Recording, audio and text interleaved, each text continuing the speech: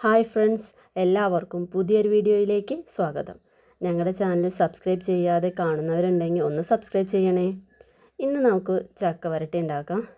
പഴുത്ത ചക്ക എടുത്തിട്ടുണ്ട്, അത് അരിഞ്ഞ് കുക്കറിലൊന്ന് വേവിച്ചെടുത്തു.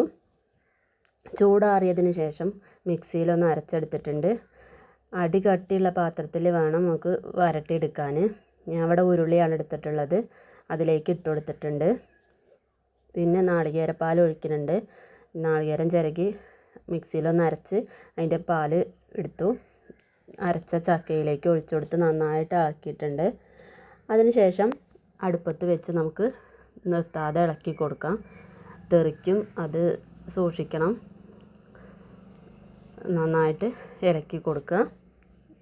പിന്നെ ആവശ്യത്തിന് മധുരം ചേർത്ത് കൊടുക്കാം. ശർക്കര ഉരുക്കി അരിച്ച് വെച്ചായിരുന്നു, അത് ചേർത്ത് കൊടുത്ത് നന്നായിട്ട് പിന്നെ നമുക്ക് വരട്ടിയെടുക്കാം. നല്ലതുപോലെ ഇളക്കി കൊടുക്കുക. നീളമുള്ള കയ്യിലാണെങ്കിൽ അത്രയും നല്ലതാണ്. അല്ലെങ്കിൽ പിന്നെ കയ്യുമ്മേക്ക് എന്തെങ്കിലും ഇട്ടാണ്ടൊക്കെ നമുക്ക് നന്നായിട്ട് ഇളക്കി കൊടുക്കുക. കുറേ ടൈം നിൽക്കേണ്ടി വരും, എന്നാലും നല്ല ടേസ്റ്റാണ്. പിന്നെ കുറച്ച് നെയ്യ് ഒഴിച്ചിട്ടുണ്ട്. നന്നായിട്ട് നെയ്യ് ഒഴിച്ചിട്ടും നന്നായിട്ട് ഇളക്കി കൊടുക്കുക. വറ്റി കുറുകി ഇതാക്കി വരണം. പിന്നെ ഫ്ലേവറിന് വേണ്ടിയിട്ട് ഏലക്കായ പൊടിച്ചത് ഇട്ട് കൊടുത്തിട്ടുണ്ട്. നല്ലതുപോലെ ഇളക്കി യോജിപ്പിച്ച് വരട്ടിയെടുക്കാം. കുറച്ച് അണ്ടിപ്പരിപ്പ് നെയ്യിൽ വറുത്തതും ഇട്ട് കൊടുത്തിട്ടുണ്ട്. ഇതിങ്ങനെ തന്നെ കഴിക്കാൻ വേണ്ടിയിട്ടാണ് ഇതൊക്കെ നാളികേരപ്പാലും അണ്ടിപ്പരിപ്പും ഇതൊക്കെ ഇട്ടിട്ടുള്ളത്.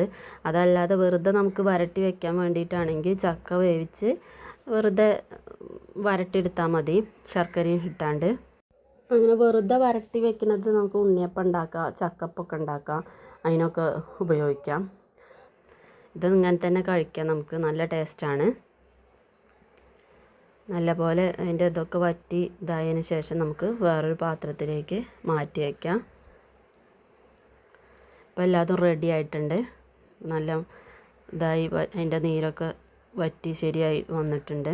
എല്ലാവരും ഒന്ന് ചെയ്ത് പഴുത്ത ചക്ക ഉണ്ടെങ്കിൽ ഒന്ന് ചെയ്ത് നോക്കൂ. അപ്പോൾ എല്ലാവർക്കും താങ്ക് യു. ഞങ്ങളുടെ ഈ ചാനലൊന്ന് സബ്സ്ക്രൈബ് ചെയ്യണേ.